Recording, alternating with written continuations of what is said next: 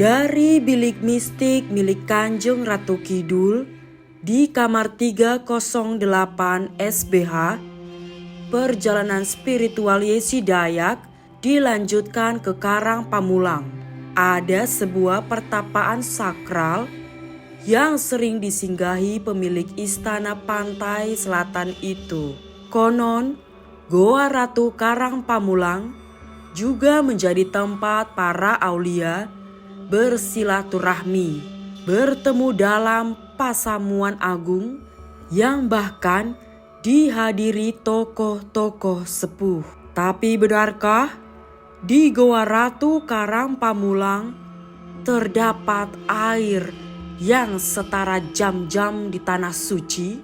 Lantas mengapa goa ini sering dijadikan tempat mencari pesugihan?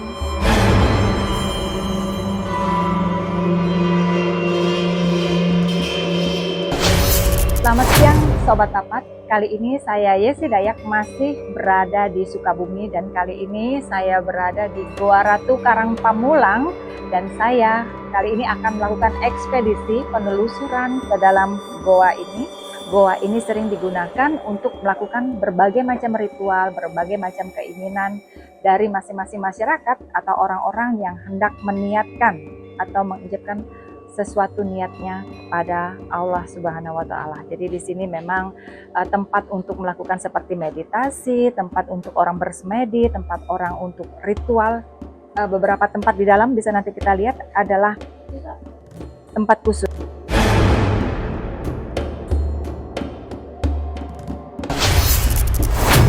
Suasana angker keker terasa sejak menapak di mulut goa.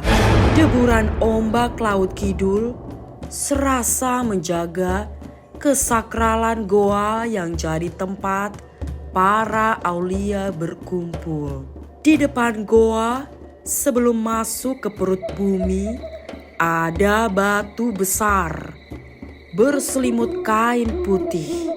Para penjaga goa bercerita bahwa batu itu dulu ditancapkan para wali sebagai penanda tempat mereka bersemadi, lalu bersilaturahmi dalam pertemuan-pertemuan penting.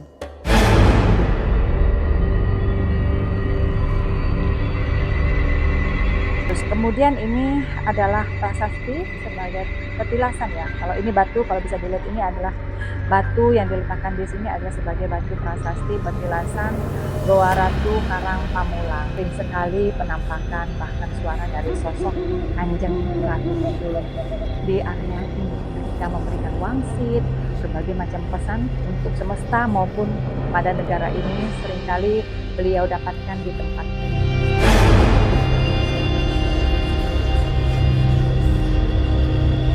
Hati semakin hening saat melihat ke sisi kanan pintu utama goa.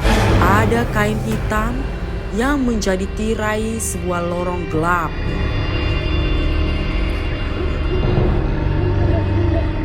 Di dalam sana ini ada ruangan. Nah, ada ruangan khusus untuk bermeditasi, orang melakukan ritual atau niat-niat khusus atau bertapa, bahkan boleh masuk ke dalam, nanti pagarnya dibuka sehingga benar-benar ya ini dikunci untuk menjaga keamanan ya, sehingga tidak disalahgunakan.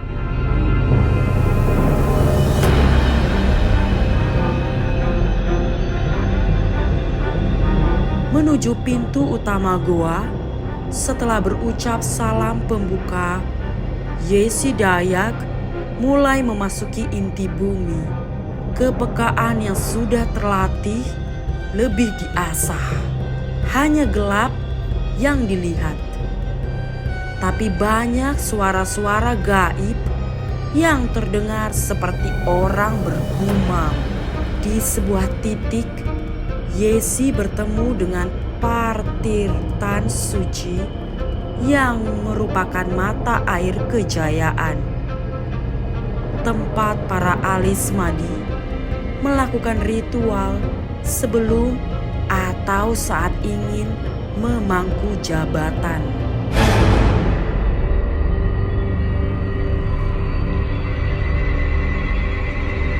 Masuk ke dalam.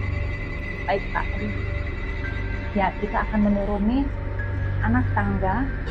Ini lokasi cukup rendah sehingga kita akan merunduk di sini.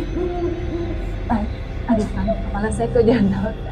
Nah, ini karena kita naik ke sini, Tirta Jaya yang untuk mendapat kedudukan. Ya Pak ya, saya boleh masuk ke sana Pak? Sahabat Papat di sini bisa melihat. Nah, di sini mata air Tirta Jaya. Saya akan, Pak, cuci tangan. Saya akan meniatkan sesuatu. Di sini Tirta Jaya berarti berkaitan dengan kejayaan ya Pak ya.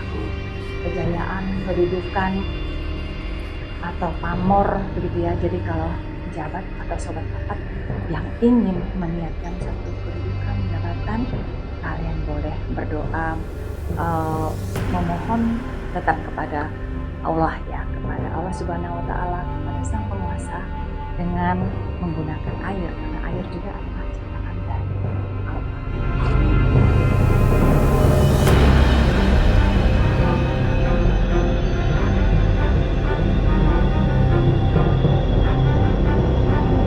Goa Ratu Karang Pamulang, Pelabuhan Ratu Sukabumi, masih setia dengan sunyi.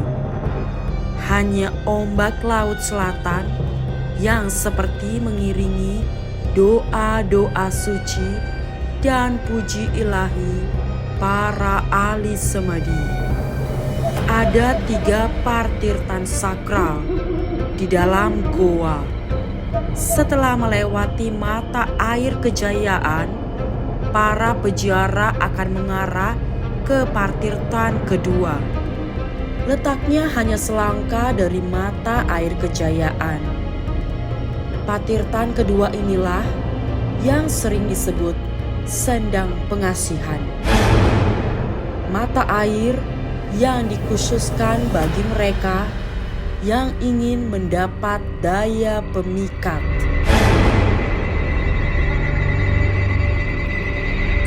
Bagi kalian teman-teman sobat papat untuk ritual atau meniatkan pengasihan, atau pengasihan dalam percintaan atau disukai, kemudian suka dicintai oleh pasangan gitu ya, sobat papat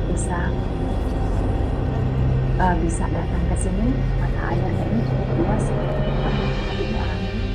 Ini mata air pengasihan, untuk pengasihan tetapi cinta kasih.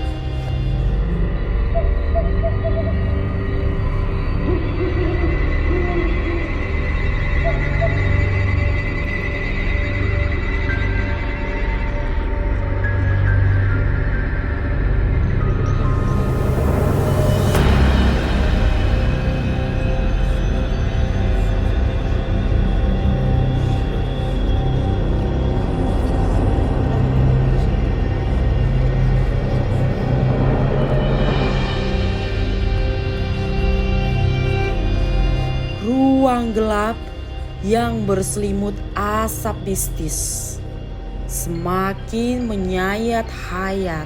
Perjalanan memasuki pintu-pintu gaib di Goa Ratu terus dilakukan sampai bertemu dengan mata air ketiga yang sering disetarakan dengan air Zam-Zam.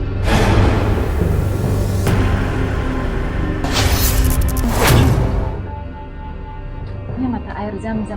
Berarti ini terkoneksi dengan Zam-Zam yang di... Guys, saya ngos-ngosan. Ini air Zam-Zam.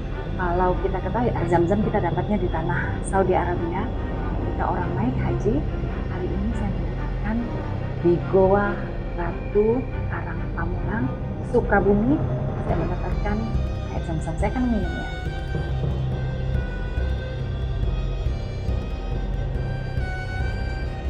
Luar biasa, seger. Ini enak banget. Langkah sudah ditempuh. kaki mulai menginjak tempat paling misterius. Ada lorong kecil yang tidak boleh dimasuki oleh siapapun, sebab ada labirin yang akan membawanya ke istana pantai selatan. Para peziarah dan ahli semadi hanya boleh melakukan ritual sebentar di depan lorong yang sengaja digelari karpet hijau. Inilah akhir perjalanan spiritual di Goa Ratu Karang Pamulang, Pelabuhan Ratu. Di pintu terlarang menuju Istana Laut Kidul inilah Yesi Dayak melakukan ritual paling kusyuk sampai raga menggelepar karena tergetar.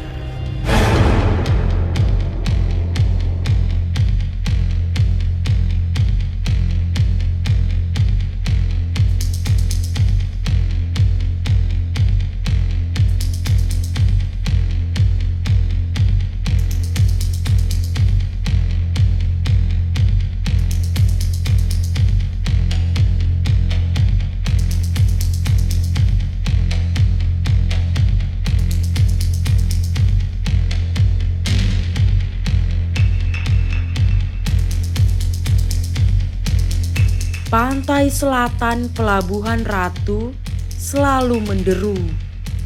Ombak Segoro Kidul menjadi bandul yang menyimpan kunci Pandora tak kasat mata. Datang dan temukan rahasia bijak yang berserak mulai dari Karanghau, kamar 308 hingga Goa Ratu. Hanya kiblat papat yang paling tepat mengurai berbagai fenomena semesta yang terlihat maupun yang tak tampak. Semua akan dikupas dengan mata batin paling awas. Sampai ketemu lagi nanti di kisah-kisah berbeda. Jangan pernah lupakan kiblat papat karena inilah penolong di saat kepepet. Ayo subscribe, like, share, dan komen.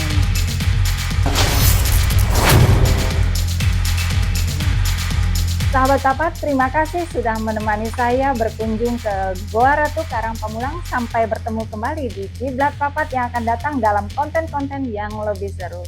Salam!